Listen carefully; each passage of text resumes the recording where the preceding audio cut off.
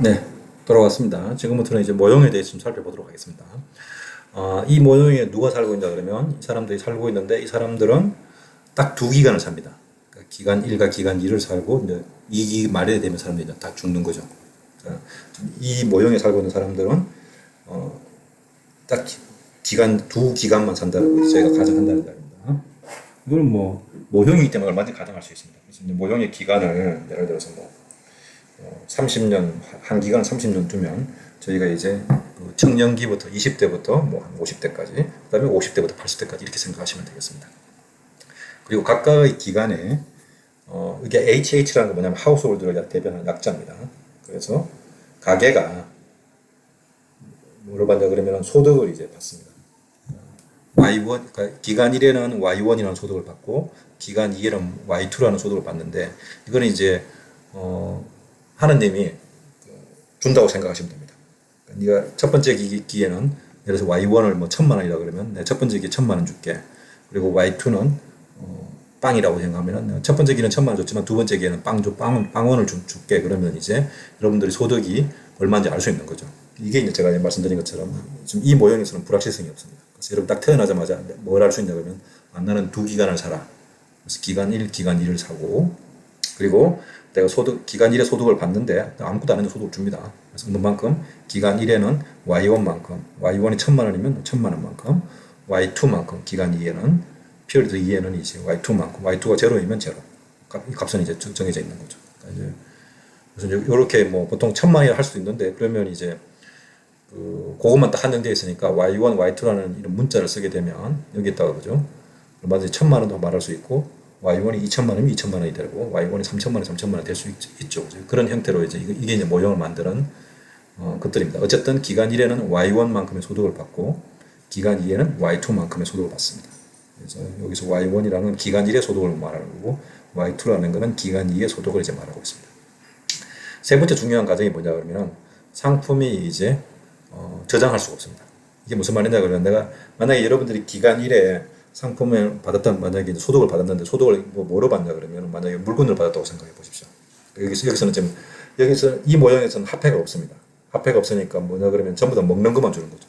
그래서 기간 1에 내가 예를 들어서 1,000만 원 대신에 뭐라고 해보냐 그러면 하느님이 기간 1에 뭐 여러분들 먹는 거 김밥 뭐 1,000개 줬다고 생각해 보십시오.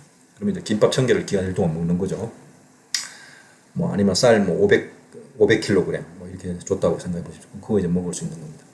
기간 2에는 또 이제 뭐 영원만큼 줬을 수도 있고 그죠. 그러면 만약에 이 상품이 저장 가능하면 어떻게 합니까? 내가 1기에는 500개 받고 2기에 1개 받았다 그러면 500개 중에 몇 개는 뭐 한 300개는 먹고 나머지 200개는 저장 가능하니까 들고 2기로 가면 되겠죠. 그래서 다음 기에 계속 먹으면 되는데 여기서 가정이 뭐냐면 상품은 저장 가능하지 않습니다. 그러니까 1기에 있는 상품을 내가 받았던 1기에 있는 소득을 2기로 내가 가져갈 수는 없습니다. 가져갈 수는 없는 이게 이제 저장 불가능한 거죠. 이게 중요합니다. 이게 이제 사람들이 저축하는 이유 중에 이 모형에서는 사람들이 저축을 할 수 있는 하는 이유죠. 제가 말씀드렸지만 누군가한테 돈을 빌려주는 거죠. 저축한다는 게 나중에 좀 더 말씀을 드려보겠습니다. 어쨌든 이게 내가 이 상품이 저장 가능하면 내가 그냥 가만히 안 먹고 뒀다가 내일 또 먹을 수 있는데 지금 여기서는 이게 불가능하다는 건데 이 과정 자체가. 그 다음에 소득에 대해서 내가 얼마 받을지 1기에 얼마 받을지 2기에 얼마 받을지를 내가 딱 태어나자마자 알고 있다는 이야기입니다. 그러니까 이거에 대한 불확실성은 전혀 없습니다. 정확하게 여러분이 얼마 받을지 다 알고 있다는 이야기입니다. 그리고 또 한 가지 중요한 것은 뭐냐 그러면은 사람들이 돈을 빌려주고 그러니까 물건을 빌려주고 빌릴 수 있는 돈이라고 해도 물건이라고 해도 되고 빌려주고 빌릴 수 있는 그런 이 시장이 존재한다고 가정합니다. 이 시장은 보통 자금 시장이라고 얘기하는데 아니면 뭐 크레딧 마켓이라고 그러는데 신용 시장이라고 해도 되고 뭐 자금 시장이라고 하죠. 자금 시장이라고 그러는데 시장이 있고 이 시장에서 이제 이 시장이 컴페리티브합니다. 뭐냐면 퍼펙트 컴피티션입니다. 이게 시장이 퍼펙트 컴피티션 하다는 이야기는 무슨 뜻입니까? 시장이 퍼펙트 컴피티션 하다는 이야기는 시장에서 바이어나 셀러가 가격 결정을 할 수 없다는 이야기겠죠. 그래서 자기가 원하는 가격을 부를 수가 없다는 이야기입니다. 만약에 이게 시장에 마켓 파워가 있으면 가격 결정을 할 수 있는데 이 마켓이 퍼펙트 컴피티션이라고 가정한다는 이야기는 그런 이제 마켓파워가 없다는 이야기입니다. 그리고 여기서 있는 이자율이 여기서 돈을 빌려주고 빌려는 가격이라고 생각하시면 됩니다. 이 이자율이 R입니다. 여러분들 지금 방금 제가 말씀드렸던 이 지금 시장의 가격, 시장에서 물건을 파는 사람, 사는 사람이 있고, 그 다음에 시장의 어떤 그 경쟁의 정도가 퍼펙트 컴피티션을 했던 거, 이런 내용들은 다 경제 원론에서 여러분들이 다 배웠던 내용들입니다. 그래서 여러분들이 이 내용들을 전부 제가 다 알고 있다고 가정하기 때문에 그냥 더 이상 설명 안 드리고 넘어가도록 하겠습니다. 근데 이제 이게 여러분들이 바이어의 특징이 뭔지, 셀러의 특징이 뭔지, 즉 수요 곡선의 의미가 뭔지, 공급 곡선의 의미가 뭔지, 시장에서 균형이 무슨 뜻인지 이런 것들은 이미 다 알고 있다고 제가 가정하고 넘어가도록 하겠습니다. 만약에 여러분들이 모르면 이것들에 대해서는 분명하게 이제 채워 넣어야 되고, 그리고 그런 지식들이 뭐 전혀 없고 여러분들 경제학을 처음 듣는 사람이라면 이 과목을 듣는 것을 다시 한번 생각해 보셔야 될 겁니다. 네. 자, 이제 이게 이제 모델에 대한 환경입니다. 그러면 이제 지금부터는 이제 가계에 대해서 좀 살펴보도록 하겠습니다. 가계에 보면 이게 프레퍼런스라는 게 뭐냐면 가격이 이게 이제 어떤 여러분이 가계에 산다 그러면 효용 함수입니다. 여러분이 태어났는데 여러분들이 이제 이게 효용 함수인데 이 효용 함수는 뭐의 그 함수냐 그러면 C1과 C2의 함수인데 이 C1과 C2가 뭐냐 그러면 1기의 소비량, 2기의 소비량입니다. 제가 여러분들 돈 왜 벌겠습니까? 돈 버는 이유는 맛있는 거 사 먹으려고 하겠죠. 아니면 좋은 거 살려고 쓰려고 그러겠죠. 그래서 아까 말씀드렸던 Y1은 1기의 여러분들의 소득이고 Y2는 2기의 소득이라 그러면 그지? 요 C1과 C2는 여러분들이 1기의 소비량입니다. C1은 그리고 C2는 2기의 소비량입니다. 그리고 여기 있는 이 베타의 의미는 그리고 이게 여러분들이 평생 동안의 효용함수입니다. 그래서 그리고 여기에 있는 요거는 자연 로그죠, 그죠? 내추럴 로그. 그래서 요게 여러분들이 평생의 효용함수, 평생의 효용 만족도 수준을 이제 보여주는 게 요 효용함수입니다. 자, 여기서 베타는 뭐냐 그러면 일종의 베타는 디스카운트 팩트라고 이야기합니다. 디스카운트 팩트가 의미하는 게 뭐냐 그러면 미래를 이제 할인해주는 주관적인 여러분들의 어떤 겁니다. 다시 이야기하면 제가 여러분한테 오늘 100만 원하고 내일 100만 원하고 여러분들은 어떤 거를 더 선호하십니까? 만약에 여러분들이 뭐 난 오늘 100만 원 줘도 되고 내일 100만 원 줘도 돼 무차별하다고 그러면 이거에 대해서 그러면 베타 값은 1이 됩니다. 그러니까 오늘과 내일의 여러분들 가치를 동일하게 생각한다는 거죠. 그럴 경우에는 베타 값이 1이고 만약에 나는 오늘 100만 원이 내일 100만 원보다 훨씬 좋아 라고 한다 그러면 베타 값은 1보다 적어야 된다는 겁니다. 이게 이제 디스카운트 팩트입니다. 나는 오늘 100만 원보다 내일 100만 원이 내일 100만 원 받는 게 훨씬 나아. 그러면 베타 값이 1보다 크다는 겁니다. 미래를 더 중시 여긴다는 거죠. 그래서 그렇게 이제 베타를 하는데 통상적으로 이 디스카운트 팩터는 보통 0과 1 사이에 있다고 이야기합니다. 그래서 베타 값이 0이라고 그러면 뭡니까? 여러분들 미래를 전혀 고려하지 않는 거죠. 난 미래가 필요 없어. 내일 필요 없어. 오로지 오늘만 중요해. 그러면 베타 값이 0이 됩니다. 그리고 베타 값이 1이라는 이야기는 오늘과 내일이 똑같이 중요해. 이런 거고 베타 값이 1보다 작다는 이야기는 나는 오늘이 내일보다는 더 중요해. 이렇다는 얘기입니다. 똑같은 100만 원을 주더라도 나는 오늘 받는 게 좋다는 게 베타 값이 1보다 작다는 것을 가정한다는 이야기입니다. 통상적으로는 베타가 0보다는 크고 1보다는 작다고 가정합니다. 그래서 이게 이제 여러분들이 효용함수입니다. 효용함수이고 그래서 여러분들이 이 U는 뭘 뜻하냐 그러면 여러분들의 만족도를 나타냅니다. 행복의 정도를 나타내는데 이 여러분의 행복은 언제 행복해진다 그러면 경제학에서의 어떤 하우스홀더는 대단히 현실적입니다. 무슨 말이냐 그러면 아까 C1이 뭐라 그랬죠? C1이 여러분들이 일기에 여러분들이 소비하는 양이라 그랬죠. 그래서 여러분들이 소비하는 양이 많아지면 많아질수록 여러분들이 행복해집니다.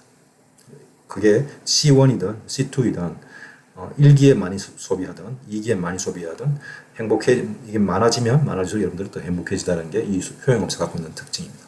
이게 일종의 특징입니다. 그리고 이게 베타 값이 1보다 작다 그랬으니까 똑같이 1만큼 증가시켰다 하더라도 여러분들이 더 행복해지는 경우는 오늘 한 달인을 더 소비할 때 더 행복해진다는 게 이 효용함수가 갖고 있는 보여주는 특징입니다. 왜 이 자연 로그 함수를 썼냐 그러면 이거는 몇 가지 이제 어떤 수학적인 테크니컬한 이유가 있습니다. 그 부분에 대해서 여러분들 전혀 알 필요는 없고 그냥 이 정도만 이렇게 알아두시면 됩니다. 이게 뭐 효용함수가 큰 캐비티를 만족해야 되고 뭐 몇 가지 조건이 있어서 그냥 간단하게 C1 더하기 베타 곱하기 C2라고 쓰면 되지 않을까. 그러니까 예를 들어서 여러분들 저렇게 복잡하게 쓰지 좀 이렇게 좀 간단하게 쓰면 안 돼 라고 하시면서 지금 여기 지금 없네. 잠깐만요.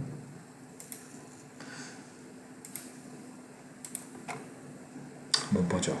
여기에 지금 내 컴퓨터에 지금 여기 없어서 여기서 안 되겠네. 예. 제가 좀 써드리려고 그랬더니 쓸 수가 없네요. 지금은 아주 간단하게 쓸 수가 없네요. C1 더 한번 해볼까요? 이러니까 또 하고 싶어지네.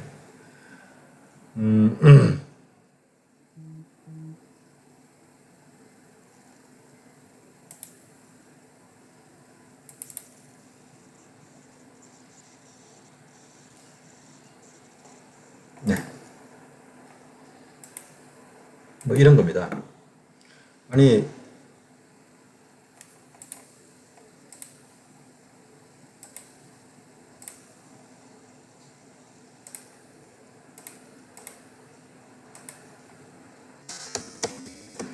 이런 거죠.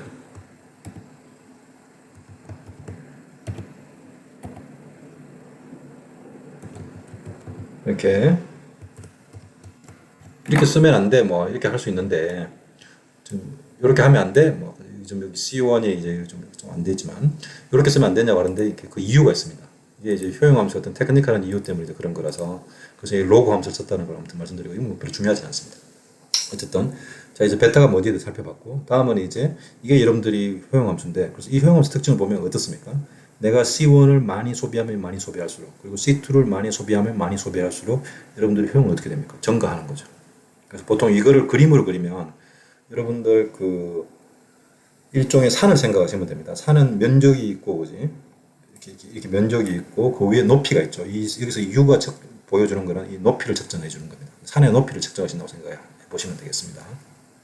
그래서 어쨌든 뭐 그건 별로 중요하지 않고 그래서 C1이 많으면 많을수록 여러분들이 행복해집니다. C2가 많으면 많을수록 여러분들이 행복해집니다. 그죠? 그런데 문제는 일상생활에서 그러면 이제 이게 여러분들 행복을 최대하게 하기 위해서는 그지? C1도 무조건 많이 하고 C2도 무조건 많이 하면 좋을 건데 문제는 그렇게 못한다는 거죠. 왜 못하냐 그러면 여러분들이 예산 제약이 있기 때문입니다.